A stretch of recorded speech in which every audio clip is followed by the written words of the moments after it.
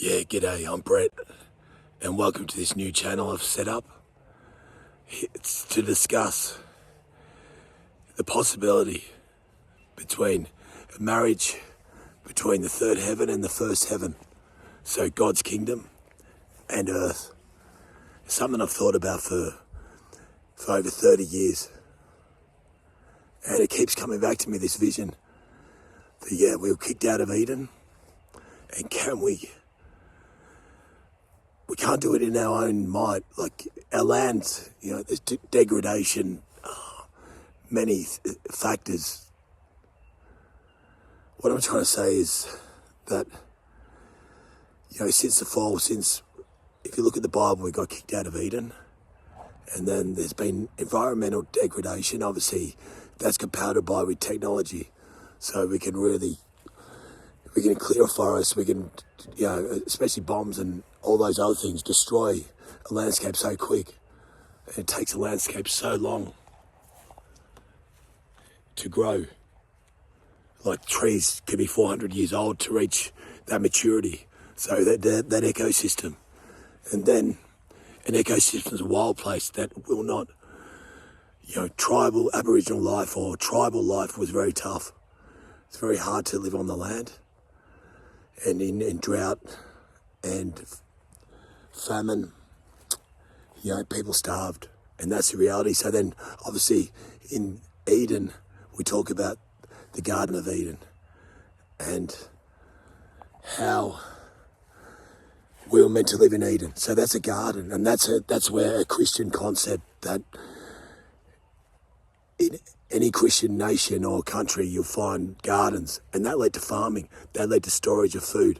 And then through that storage of food, we were able to explore the world. It gave us free time, that storage of food.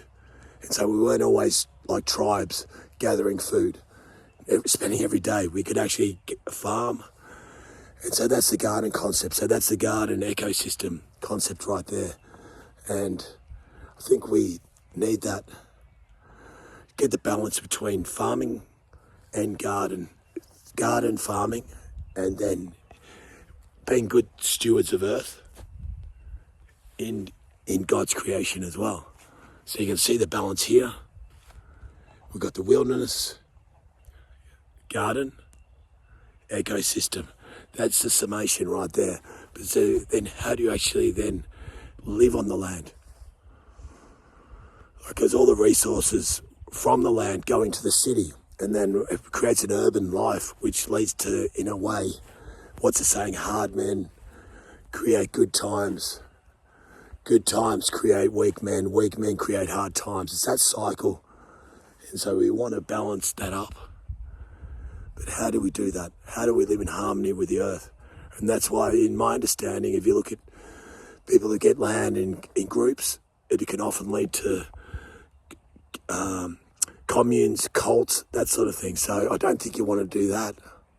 It's such that, but how do we actually live in harmony with the land? Do we go back to tribal life? Well, tribes didn't have the answers either, and a lot of them are still fighting. And if you look out back where there still is that Aboriginal or that tribal way of life, if there's floods and they can't get food in, they're in a lot of trouble. So if you don't farm, does the land provide for all your needs? Obviously, tribes lived like that for a long time, but they didn't have spare time to ponder these questions at all. Maybe they did. Maybe that's just a preconceived idea I've got.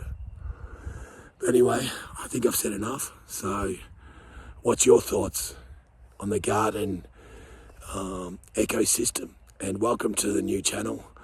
Probably every week every Saturday I'll look at doing a video, just of some thoughts that I'm facing. And then, over the coming years, I want to actually develop a model and see if it's sustainable to, create as a viable option. So come along for the journey, and I'd really appreciate your insights and anything you got to share. And obviously, everyone's got something to share, so drop a comment, and thanks Thanks for your time.